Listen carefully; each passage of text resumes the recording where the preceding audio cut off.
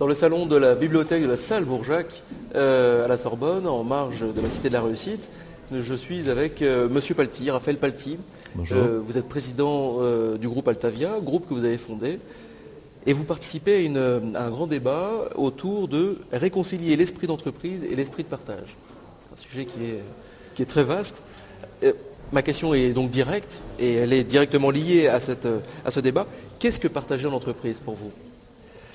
Alors, d'abord peut-être un petit préambule. Oui. Je fais partie des gens qui pensent qu'il n'est pas de bonne entreprise sans partage. Du coup, le sujet du débat qui est la réconciliation, pour moi est un faux débat et un faux sujet. Surtout si on vise le cadre dit de la bonne entreprise.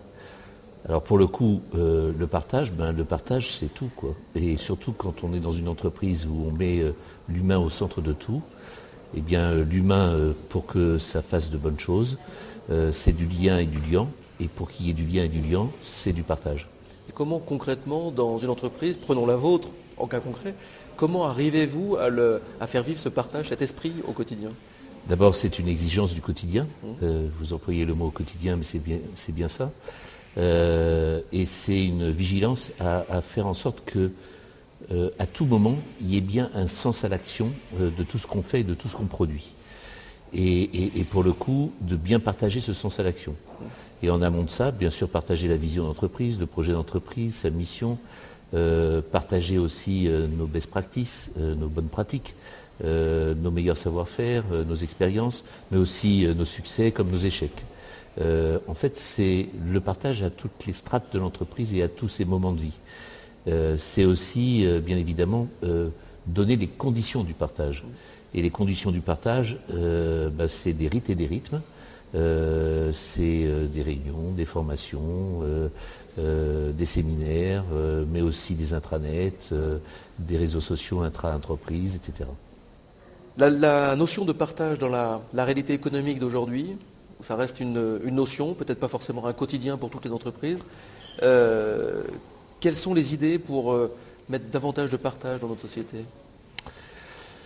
Beaucoup de relations, beaucoup d'écoute, beaucoup d'échanges, beaucoup d'interactivité entre les gens. Et effectivement, vous le disiez, c'est peut-être pas le cas et le sort de toutes les entreprises, c'est peut-être pas le cas et le sort des grandes règles mondiales de l'économie d'aujourd'hui. Ouais.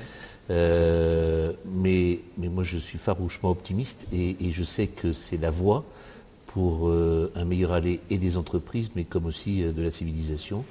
Et que du coup, il faut tout faire pour que ça se passe et que ça arrive.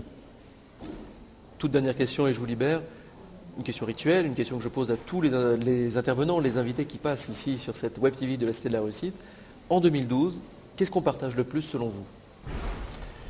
C'est une question qui appelle peut-être deux réponses. La première, c'est d'abord on est dans une civilisation et dans un moment de la société où on passe son temps à partager, confère les réseaux sociaux, confère Internet et tout ce qui s'y passe.